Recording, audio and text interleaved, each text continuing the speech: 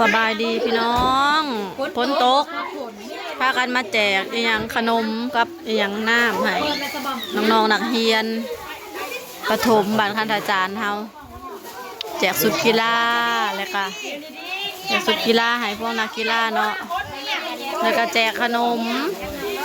แล้วก็มีน้ำมันดิโดน้ำพี่น้องเป็นใจเลยเนาะเนื่องในโอกาสอีหยังวันเกิดปานี้แม่นบ่ย้อนหลังเนาะวันเกิดผ่านมาแล้ว30,000แล้วบ่เอาก็มาย้อนหลังเอาบ่มีเวลาปลาขาไก่ชาลายเฮาอยากกุญแจก็อยากเด้อบ่คนกระโตกพ้นไม่ได้มีกันมีเสือนำบอกเห็นบ่เสือแบบนี้โรงเรียนประถมสมบูรณ์บ้านคันธาจารย์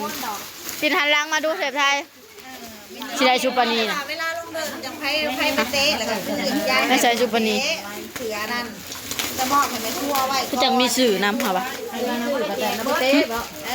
แม่บอกให้มาหรือว่าย้ายไหนสั่งมานะข้าวหาสูตรแม่ผู้วานบอกว่าที่นาเพื่อพวกเด็กๆอันนี้คือข้าวหาผมไม่พูดแล้วจะไปสิใส่ได้ใส่ใหญ่จะใส่น้อยในที่เริ่มรุ่นจะมาแล้วหาได้แม่ผู้เคยทำก็ไม่ได้เขาได้แม่ผู้ก็ได้น้องมะนาวน่ะนอนรับทำไปพูดเลยที่บอกครบคนเริ่มมาพูดเลยจะเป็นยาวคนหนึ่งเขาเสือไม่ได้เขาเสือมือเสือว่องตัวนึงเขาเสือว่องมาเอาเบิกมือเอามาพี่เด้อสิแจกบ่เอามาพี่กล้องนะมาพี่ให้ทีแจกน้ำกับมาพี่มาแจกน้ำซอยเลยอีกคนหนึ่งบ่ว่างไปแก่จะจับกล้องขากล้องเขาเอาขายของเจ้าเอาเมื่อบ่ซะไปแจกให้สิทายกดให้เอ่ยเลยนะมาแม่ครูใส่กระแจกมามันใหม่ปีนมานอนใหม่ได้ยินเสียงเอาละไม่ต้องข้าวเด้อใจเย็นได้ทุกคนให้พูดเป็นผัวขนมหายขนมแล้วประเภทขนมนั้นเป็นอะไรเฮ้ยคือกันเบิร์ดขนมค่ะไก่เบิร์ดเป็นบ่แต่ว่ามันสิคนละรสทั่วผ่านไหนเงี้ยยังคือบนหนุ่มเสือขาวตอนแรงเด้ฝนตกไม่พูดเป็นอธิบายลินกีฬาก็เลยแกะสุดขาวออกนักเรียนก็ใส่น้ำนี่วะวันนี้ลิซ่าพาราเนาะวันนี้เนาะนักเรียนเราเพิ่นต้องเตะบอลเพิ่นก็ได้ได้สุดมีฝนตกแต่สีแน่หลากสีนักเรียนหลากสีก็มาด้วยความสุ่มเย็นเมื่อนี้นะฝนก็ตกเมื่อนี้นะเมนี่มาแจกขนมรับน้ำฟังเนี่ยเด้อบ้านเป็นวันเกิดของเมนี่เด้อเดี๋ยวอะไรเอาเนาะหูจักกินเนาะขอบใจเด้อขอบใจเด้อเอาไปเลยออกมาทางพี่ลูกอ๋อถ้าพี่ก็ได้มาออกพี่เด้อออกมาพี่เด้อรถหน่อยจ้าไปพี่เลยถ้าพี่มันจะมาซักซ้อนกันลูกเอาน้ำนี่ไปเอาน้ำยูหันก็ได้ไปเอาขนมยูหันอ่ะนี่ลูกเอาให้มีคู่คนเจอขนมคนนี้ให้ทุกคนมีคนมาพี่ไปย่างพี่เริ่มเด้อถ้าพี่ย่างผู้ได้พี่เด้อมันจะมาซักซ้อนกันแล้วย่างออกมาพี่ขนมนะแม่แจกในร้านน้ำกุหลานั่นไปเอาน้ำไม่ใหญ่อีกก็ได้ขนมจะย่างไปแล้วไปเอาน้ำขนมลายอยู่ขนมใหญ่ไปย่างไปโลดไปเอาใช่เสียลายลูกเอ้ยขนมเหลือลายขนมลายอยู่ขนมน่ะไปให้ยังไงลายอยู่ใต้โลดให้ยังไงให้ยังไงใต้โลดให้ลายบอกพี่เบิร์ดคุณใต้ที่ได้ลายน่ะตีกันใหญ่ที่ลายได้ไหมเอาให้น้องนั่นได้นะแล้วนาก็บริมาบาทนี่มาในมีใจใจเย็นลูกมันจะซักซ้อนกันมัน2 แถม1 ดอกแถวหน่อยคนหน่อยเอาน้ำล้างคนหน่อยนะวดนาวกินอ้วนนะจะหอบอ้วนเลยเอากระดูกสิเอากระดูกก่อนนี่อ้วนดิอ้วนก็เลยได้ซองเอาให้น้องนะแม่เล่ฝนตกสุ่มเย็นค่ะน้องเอ้ยเมื่อนี้ฝนตกมาหอดปุ๊บกับพอดีฝนตกสุ่มเย็นนั่นนี่แหละ นกันนะวันละบอกวันใหม่ค่ะไปบ้านนี้นะ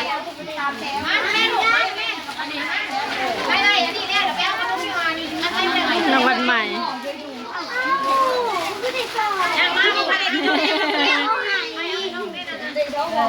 ผมลูกเธอเดียวผัดจะได้ซอง ถ้าได้ซ้อมกับผู้นั้นมานเถอะ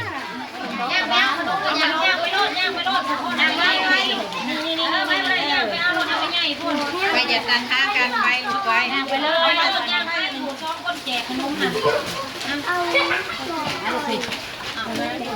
ข้าวนั่นไป เนี่ยอันนั้นไม่แก้วนี่ก็ได้ลูก เอาผิดเลยก็ได้ลูกไปติดได้ว่าแล้วจะงอห่อวันแว้นห่อเดียวเดี๋ยวเจ๊เอาไปไปใส่เขียจับดีๆเอาอันเอาไป เดี๋ยวหลอดลูกแก้วเต้นนะแก้วน้ำน้ำมันเจ้านะ ย่างไปเลยไปเด้สุดท้ายโอ้ยคิวสุดท้ายไรเ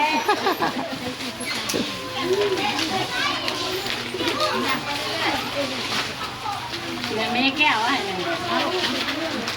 ร้านนี่ร้านไรมาบอกพวกมันจะบอกว่านี่หนัง ว่าขาดลายบ่มัน แรกนะเขามาอนุบาลจะมาตอนแรกไงจะเศร้าเลย พี่น้องเขา อนุบาลบ่ได้มา บ่ได้มาอนุบาลบ่ได้มา ได้ค่ะได้ เทียนให้ขาดลาย ได้แล้วผู้นี้นั่น บ่มันคือคนคืออะไร ยังเฮา ไปเอาทำไมเอาเลิกเหรอ นี่อันบ่ได้มีตัวอย่างมีตัวอย่างมาบ่บ่มาเอาตู้นี่แล้วก็แต่ว่า ฝนตก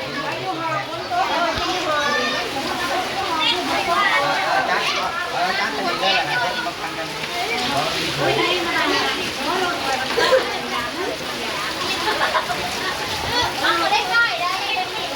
คนแรกของปีแล้วดีเนาะมาหลอกเพื่อน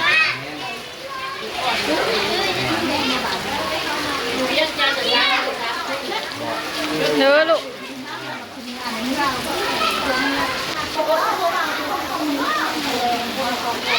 จัดให้แม่ครูนำ อันนี้ไว้จะไม่พวกเลยนะอันนี้จะไม่ลูกมันเลยนะไล่ต่อเลย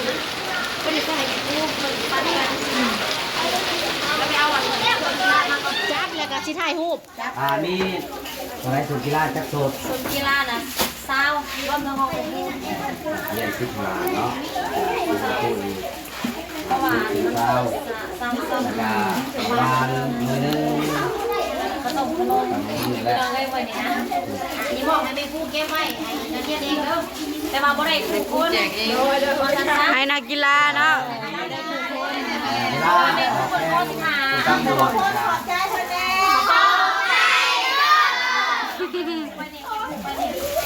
อันนี้น่ะจะเป็นของแม่ครู ขอไปงานไปอยู่เลยเด้อ เห็นแต่บ้าน แคบไปอยู่ ไปเอากล้องอีนั่นถ่าย เด็กกองไอจิ้วนะมันยังแจ่ม นี่ยืนด้วยที่แคมป์โอเคเก็บผ้างามได้ตะกอกเลย งามงาม เอาไม่พูดเนี่ยเอาไม่พูดเนี่ยอันนั้นว่ายื่นขึ้นได้หรอกของแมวพ้นโต๊ะกระทุ่มประตูห้างแม่เอาไว้อยู่แบบว่าคือไม่ได้เทียนแล้วของนั่นแต่ว่าพ้นโต๊ะตั้งเลยเลยได้ทานถึง เย็บ งามงาม